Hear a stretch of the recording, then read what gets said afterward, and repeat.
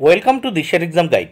প্রিয় তৃতীয় শ্রেণীর পরীক্ষার্থী বন্ধুরা, তোমাদের জন্য এই ভিডিওটিতে আমি আলোচনা করতে চলেছি তৃতীয় শ্রেণীর দ্বিতীয় পর্যায়ক্রমিক মূল্যায়নপত্র 2025, অর্থাৎ 2025 সালের তৃতীয় শ্রেণীর সেকেন্ড ইউনিট টেস্ট বা ক্লাস 3 এর সেকেন্ড ইউনিট টেস্টের বাংলা বিষয়ের প্রশ্নপত্র সম্পূর্ণ উত্তর সহ এই ভিডিওটিতে আমি আলোচনা করতে চলেছি, তাই অবশ্যই দেখে নিতেই হবে। সিসিই পদ্ধতি অনুসরণ করে প্রশ্নটি তৈরি হয়েছে, পূর্ণমান 30, সময় 1 ঘন্টা। তৃতীয় শ্রেণীর বাংলা বিষয়ের প্রশ্নপত্র দেখে নাও।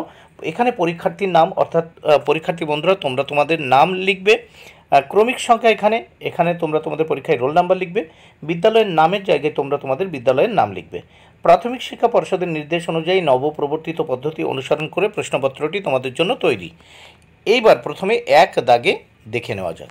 এক দাগে কি বলেছে, একটি বাক্যে প্রশ্নগুলির উত্তর লেখো। 7টি প্রশ্নের উত্তর করতে হবে, 7 মার্ক। প্রত্যেকটি প্রশ্নের উত্তরের জন্য 1 মার্ক করে বরাদ্দ। একের ক, নৌকা যাত্রা কবিতাটি কার লেখা? উত্তর, নৌকা যাত্রা কবিতাটি রবীন্দ্রনাথ ঠাকুরের লেখা। একের খ, ঢেউয়ের তালে তালে গল্পে ডিউক হাসতে হাসতে গড়িয়ে পড়েছিল কেন? উত্তর, ডিউক হাসতে হাসতে গড়িয়ে পড়েছিল কারণ লেখক যখন কচ্ছপটাকে ব্যাটারি ছুঁড়ে মেরেছিলেন তখন আদর করছে ভেবে এগিয়ে এসেছিল, এই ভেবে ডিউক হাসতে হাসতে গড়িয়ে পড়েছিল। একের গ, পর্যটন করেন যিনি তাকে কি বলা হয়? উত্তর, পর্যটন করেন যিনি তাকে পর্যটক বলা হয়। ঘ দাগে, মানুষ কিভাবে তখন যাতায়াত করত? দেখো, ঘ দাগের প্রশ্ন ও উত্তর দেখে নেওয়া যাক। মানুষ কিভাবে তখন যাতায়াত করত? উত্তর, মানুষ যখন হেঁটে যাতায়াত করত, গাছেরা মানুষের বাক্স বয়ে নিয়ে যাওয়ার দায়িত্ব পালন করত।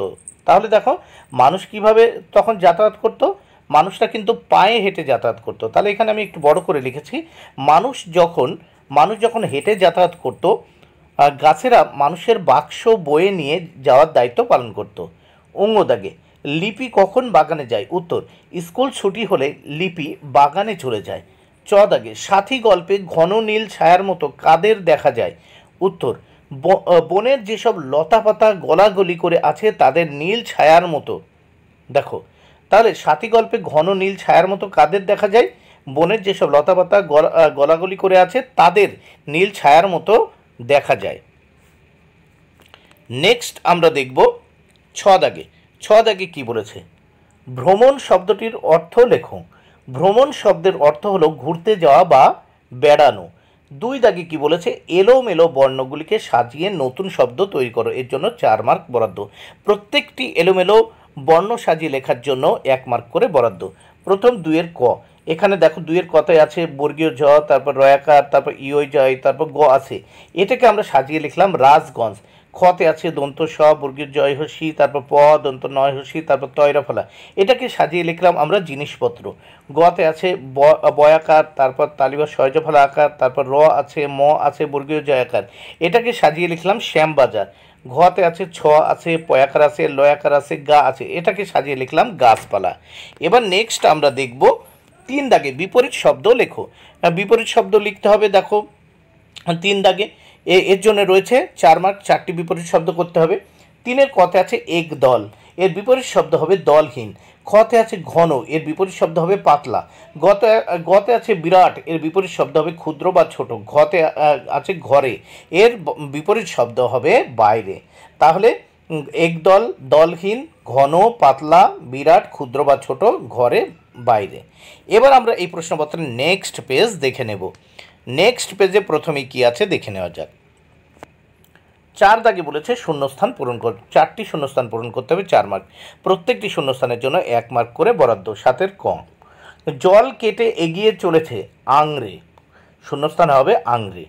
খতে, তারা দুটিতে মিছে মিছে কত কি বকাবকি করে, শূন্যস্থানে বকাবকি।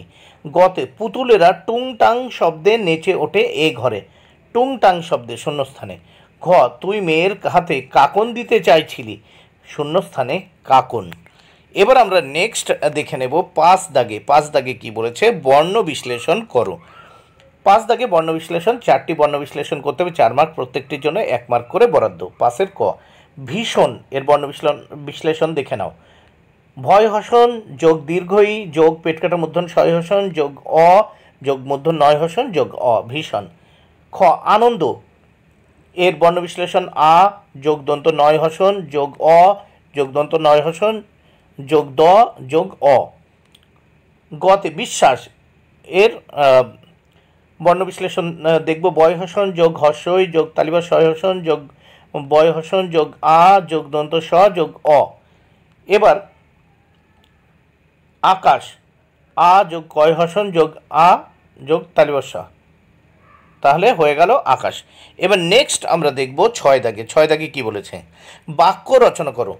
এখানে 4টি বাক্য রচনা করতে হবে, এর জন্য রয়েছে 4 মার্ক বরাদ্দ, প্রত্যেকটির জন্য 1 মার্ক করে বরাদ্দ। এখানে 4টি আমরা বাক্য রচনার জন্য শব্দ দেওয়া আছে বাধা, হাজির, পিশাচ, ঘুড়ি। প্রথম 6-এর ক বাধা দিয়ে, তিনি তার কাজে কাউকে বাধা দিতে দেন না।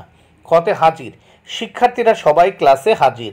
গতে পিশাচ, কেউ কেউ পিশাচ সাধনা করে এমন কথাও শোনা যায়। ঘতে আছে ঘুড়ি, আকাশে ঘুড়ি ওড়ানো একটি জনপ্রিয় খেলা। এবার নেক্সট আমরা দেখে নেব 7 দাগে। 7 দাগে কী বলেছে দেখে নেওয়া যাক। নিজের ভাষায় উত্তর লেখো, এর জন্য রয়েছে 3 মার্ক। এখানে কি বলছে, পরিদের কি কারণে কষ্ট হতো অথবা টিকা লেখো তাল গাছ। এই দুটোর ভিতর একটা লিখতে হবে, পরিদের কি কারণে কষ্ট হতো অথবা টিকা লেখো তাল গাছ, এই দুটোর ভিতর একটা লিখলে 3 মার্ক। আমি এখানে পরিদের কি কারণে কষ্ট হতো সেটা লিখে দিয়েছি। তাহলে উত্তর দেখে নেওয়া যাক। পরিদের দেহ রোদে পুড়ে যেত, বর্ষায় ভিজে যেত, শীতকালে কাঁপতে থাকতো বলে তাদের খুব কষ্ট হতো। তাহলে বাংলা বিষয়ের প্রশ্নপত্রটি সম্পূর্ণ হয়ে গেল উত্তরসহ। ভিডিওটি ভালো লাগলে অবশ্যই লাইক, কমেন্টে শেয়ার